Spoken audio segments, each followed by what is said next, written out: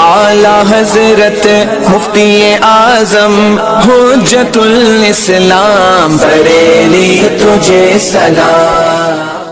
बिस्मिल्लाहिर्रहमानिर्रहीम।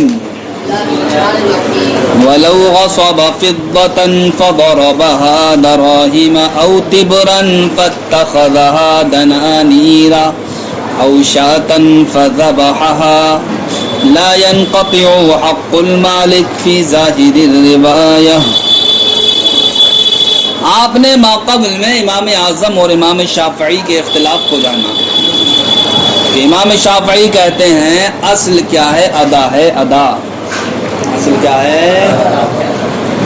उनकी जानिब अदा के मुताज़्ज़र होने की सूरत में भी क़ज़ा की जानिब रुजू नहीं किया जाएगा, बल्कि सिर्फ़ और सिर्फ असल को देखा जाएगा। असल क्या है? अदा।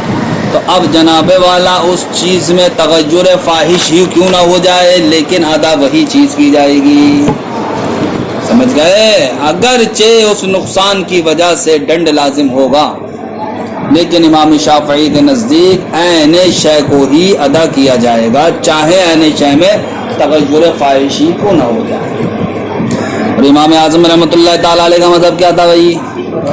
इमाम आज़म रहमतुल्लाह ताला अलैह का मज़हब ये था कि अगर ऐने शय में तगज्जुर फ़ाहिश हो गया, तब ऐसी सूरत में अब जनाबे वाला क्या होगा? क़ज़ा की जाएगी, क़ज़ा अदा नहीं की जाएगी। इसलिए क्या अदायगी हो गई? मुताज़्ज़र। ये तो पढ़ा तुमने। तगज्जुर फ़ाहिश की सूरत में क़ज़ा की जानिब रुजू किया जाएगा इमाम आज़म रहमतुल्लाह अलैह के नज़दीक, और इमाम शाफ़िई के नज़दीक नहीं।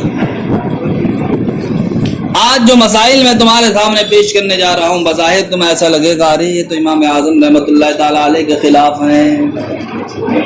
पहला मसला ये है, किसी इंसान ने चांदी को गसब कर लिया। चांदी को गसब करने के बाद क्या बना दिया साहब? उस चांदी का दराहिम बना दिए। दराहिम चांदी थी साहब, जिस भी सूरत में हो वो चांदी, लेकिन अब उसको क्या बना दिया साहब? उसने दिरहम बना दिया। बताओ साहब, तगज्जुर फ़ाहिश है या नहीं है? इसी तरीके से सोना गसब किया साहब, तो फिर उस सोने से क्या बना दिया? उसने दीनार बना दिया। ये दीनार बना देना सोने को, ये तगज्जुर फ़ाहिश है या नहीं? इसी तरीके से बकरी को ज़िबा किया, बकरी को गसब क्या किया था? बकरी। अब उसने क्या कर दिया? उस बकरी को ज़िबा कर दिया।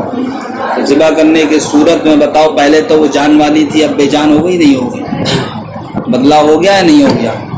लेकिन इमाम आज़म रहमतुल्लाह ताला अलैह फरमाते हैं, इन तीनों मसलों में मालिक का हक मुनक़ता नहीं होगा। मालिक का हक नहीं होगा। यानी बज़ाहिर हमें ये लग रहा है कि इन तीनों मसलों में तगज्जुर फ़ाहिश हो चुका है, और तगज्जुर फ़ाहिश की सूरत में इमाम आज़म रहमतुल्लाह ताला अलैह के नज़दीक क़ज़ा की जानिब रुजू किया जाता है। तो इन तीनों सूरतों में तो मालिक का हक मुनक़ता हो जाना चाहिए था उस ऐने शय से, और मालिक के लिए कीमत को लेना होता। लेकिन इमाम आज़म फरमा रहे हैं मालिक का हक मुनक़ता नहीं होगा। तो जो पहले वाले मसलों के खिलाफ लग रहा है, नहीं लग रहा है? खिलाफ नहीं है मेरे प्यारे, फर्क है कि चांदी को हमने दिरहम बना दिया, सोने को हमने दीनार बना दिया, बकरी को हमने ज़िबा कर दिया। इन तीनों सूरतों में भी तगज्जुर फ़ाहिश नहीं हुआ। इसलिए कि तगज्जुर फ़ाहिश उसको कहेंगे कि जिस चीज़ के अंदर जो मुनाफे हैं, अगर वो मुनाफे मुनक़ते हो जाए, अब कहा जाएगा ये तगज्जुर फ़ाहिश है। चांदी को अगर क्या बना दिया गया? दिरहम बना दिया गया, तो मुनाफे तो अब भी उससे हासिल होंगे जो चांदी से हमें हासिल होते। अगर चांदी के बदले भी हम माल उधर हासिल करते, समझे, गल्ला वगैरह हासिल करते, इसी तरीके से जहाँ पर दिरहम चलते हैं तो वहाँ पर दिरहम के जरिए इंसान अपने मुनाफे हासिल करता है या नहीं करता है? तो चांदी को हम दिरहम के कालम में बदल दें, तब भी वही मुनाफे हासिल होंगे जो चांदी की सूरत में हासिल होते। ऐसी सोने को हमने जब दीनार की हालत में बदल दिया, तब भी वही मुनाफे हासिल होंगे हमें जो सोने की सूरत में हासिल होंगे। या अल्फाज बदल करके यूं कह लीजिए कि चांदी को जब हमने दिरहम बना दिया, सोने को हमने जब दीनार बना दिया, तब भी जनाब वाला इनसे चांदी और सोने का नाम ज़ाहिल नहीं हुआ है। अहले अरब चांदी की चीज़ को दिरहम कहते हैं या दिरहम को चांदी कहते हैं। یا دینار کو کیا کہتے ہیں؟ سونا کہتے ہیں. تو دیکھو دینار اور درہم پر چاندی اور سونے کا اطلاق اس بات کو بتاتا کہ تغیر فاحش نہیں ہوا ہے. تغیر فاحش ہوتا تو نام بھی تو بدل جاتا. ایسے ہی جس طریقے سے بکری کا اطلاق ہوتا ہے کس پر؟ زندہ بکری پر. اسی طریقے سے ذبح کی ہوئی بکری کو بھی کیا کہا جاتا ہے؟ بکری ہی کہا جاتا ہے. کہا جاتا ہے الشاۃ مذبوحۃ، ذبح کی ہوئی بکری کیا کہا جاتا ہے؟ تو دیکھو صاحب اگر اس میں تغیر فاحش ہوتا ہے تو شات کا لفظ بولا جاتا نہیں. تو ان تینوں صورتوں میں اگرچہ بدلاؤ ہوا ہے لیکن تغیر فاحش نہیں کہلائے گا. یہ جب تغیر فاحش نہیں کہلائے گا تو ہم نے قول کیا تھا؟ تغیر فاحش کی صورت میں تو قضا کی جانب رجوع کیا جائے گا. جب تغیر فاحش نہیں ہوا ہے لہذا مالک کا حق اس پر ثابت رہے گا اور یہی چیز مالک کو لوٹائی جائے گی. قیمت نہیں، یہی چیز مالک کو لوٹائی جائے گی. بات سمجھ میں آ گئی بھائی؟ وَلَوْ غَصَبَ فِضَّةً، اگر کسی نے چاندی کو غصب کیا فَضَرَبَهَا دَرَاهِمَ، تو اس نے اس چاندی کو بدل دیا دراہم سے، او تبرن، یا پھر سونے کو غصب کیا، فَاتَّخَذَهَا دَنَانِيرَ، تو اس سونے سے اس نے دینار بنا لیے، او شَاةً فَذَبَحَهَا، یا بکری کو غصب کیا تو اس کو ذبح کر دیا. لا ينقطع حق المالک فی ظاہر الربایا، ان تمام صورتوں میں مالک کا حق ظاہر ربایا میں منقطع نہیں ہوگا. اسی طریقے سے جناب والا یہ چند مسئلے یہ بھی ہیں. کسی نے روئی کو غصب کیا، روئی کو غصب کرنے کے بعد اس کو کیا کر لیا؟ کاٹ لیا. کیا کر لیا؟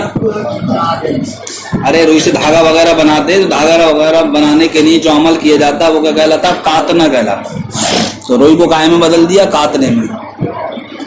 جب کتی ہوئی صاحب روئی کو غصب کیا اس نے، اب اس کتی ہوئی روئی کو کائے میں بدل دیا اس نے؟ کپڑے میں بدل دیا. اب بتاؤ ان دونوں صورتوں میں مالک کا حق منقطع ہوگا یا نہیں؟ تو ان دونوں صورتوں میں بھی حکم یہی ہے کہ مالک کا حق منقطع نہیں ہوگا. اس لیے کہ جناب والا یہ اگرچہ تغیر ہوا ہے لیکن ایسا تغیر نہیں ہے جو منافع بخش نہ ہو، بلکہ یہ تغیر منافع بخش ہے. اس لیے کہ اگر ہم نے روئی کو کاٹ دیا یا کتی ہوئی روئی کو کپڑا بنا دیا، یہ تو ہم نے اور اس کے مالک کے لیے آسانی پیدا کر دی. اور آسانی پیدا کر دی نہیں کر دی صاحب؟ اگر تم نے مجھے پھٹے ہوئے نوٹ دیے تھے بطور امانت رکھنے کے لیے، اگر میں نے ان پھٹے ہوئے نوٹوں کو کرکرے نوٹوں سے بدل دیا تو اگرچہ یہ تغیر کہلائے لیکن میرے پیارے یہ تمہارے حق میں نفع بخش ہے یا نقصان دہ؟ یہ بتاؤ. تو ایسے ہی یہاں پر اگرچہ بدلاؤ ہے لیکن یہ بدلاؤ تغیر فاحش نہیں کہلائے گا. کیوں؟ اس لیے کہ یہ اس کے نفع اور بڑھ گیا پہلے کے مقابل. جب نفع بڑھ گیا اس میں تو اب بعین ہی اسی چیز کو لوٹایا جائے گا. مالک کا حق کیا ہوگا؟ اس سے منقطع نہیں ہوگا. سمجھ گئے بھائی؟ وَكَذَلِكَ، اسی طریقے سے اگر کسی انسان نے روئی کو غصب کیا فَغَزَلَهُ، تو اس کو کاٹ لیا، او غزلن، یا کتی ہوئی روئی کو غصب کیا، فَنَسَجَهُ، تو اس سے صاحب کپڑا بن لیا. لا ينقطع حق المالک فی ظاہر روایہ، تو ظاہر روایہ مالک کا حق منقطع نہیں ہوگا.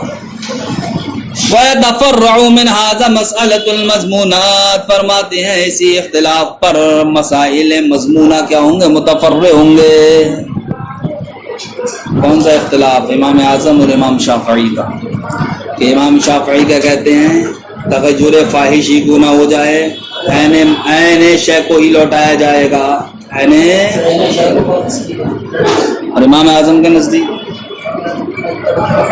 تغیر فاحش ہونے کی صورت میں سمجھے قضا کی جانب رجوع کیا جائے گا، اور تغیر فاحش نہیں ہوگا تو ادا کی جانب رجوع کیا جائے گا.